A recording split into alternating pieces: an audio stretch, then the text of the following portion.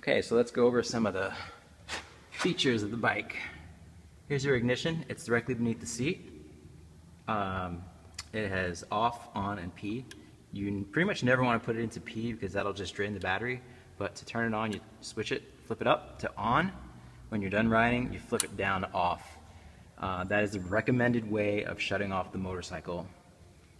Here you have your foot pegs for your guest rider, and your foot peg for you, your kickstand, and then your gear shift. Gear shift is down for first, up for neutral, and 2 through 5. Pretty standard for a bike. Okay, so here you have your choke.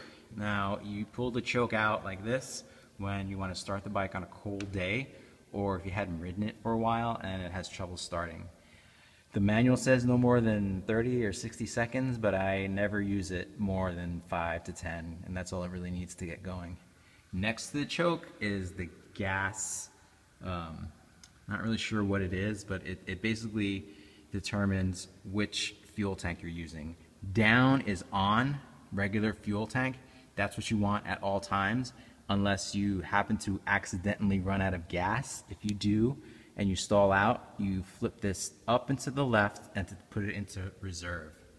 Get yourself to a gas station and then fill your tank. Once you've done that, put it back down to on. You want to make sure that it's on at all times. Up and to the right is pry, and I think that's for shipping. So you pretty much never want to use it other than down, unless there's something like you've run out of gas.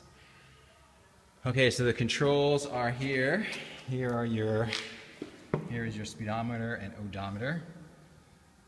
Your gas, it's keyed. Here's your horn. You want to memorize where that is. Your left and right turn signals. Press in once you've made your turn, and it'll turn them off. Your brights, high beam, low beam, and that emergency cutoff switch I mentioned. You only want to use this for emergencies.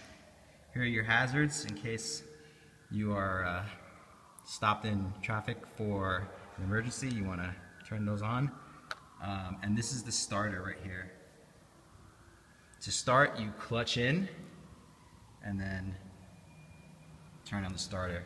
You want to make sure that when you do start that you are in neutral. Right now I'm in first, so I'm going to shift up to put it in neutral. When it's in neutral, that green light will go on, but you should probably never trust it. Always just assume that you're in gear and act accordingly. If you go to shift into first and it gives you a little trouble catching, what you want to do is you want to just rock the bike a little bit. That's pretty standard for bikes like these. Sometimes it doesn't quite line up and you gotta help it along a little bit.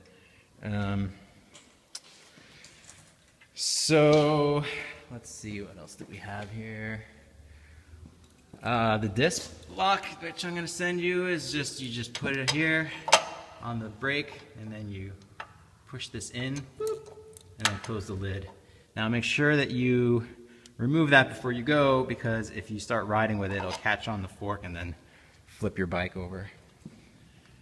These are your front brakes. They are hydraulic, so they actually have more stopping power than your drum brake. This is your rear brake, but use both. It's more stable that way. Underneath above the pipe is this little tiny hole here, and that is the oil hole, or I don't really know what it's called, but right now it's empty because the bike is leaning and it's off. When you turn it on and things start moving around, that'll fill halfway with oil, and then you know it's safe to ride. Above that is the toolbox. It's also keyed. It has all the tools that your mechanic might need. And here is the lock for the steering wheel. It's a different lock, different key from the ignition. You just turn it on and then it'll lock the thing into place. I never use that. I only use the disc brake. Your saddlebags are here. Ignore these straps. Underneath the straps is a clip. You just squeeze that in and then unclip it, and then you can get into your saddlebag. The straps are just for show. You can use them, but it's just easier to clip in and out. On the right-hand side of the bike, behind the saddlebag, is the helmet clip. It's also keyed with the ignition key. You use the key to unlock it, you put your helmet strap through there, and then you lock it. if you want. I usually don't, but it's a good place to go. The bike needs to be run every 2 weeks or so, even if it's just to turn it on and ride it around a little bit. It just keeps things healthy, keeps things fluid and moving. So try to do that. Otherwise, you might have trouble on down the road. That is pretty much it.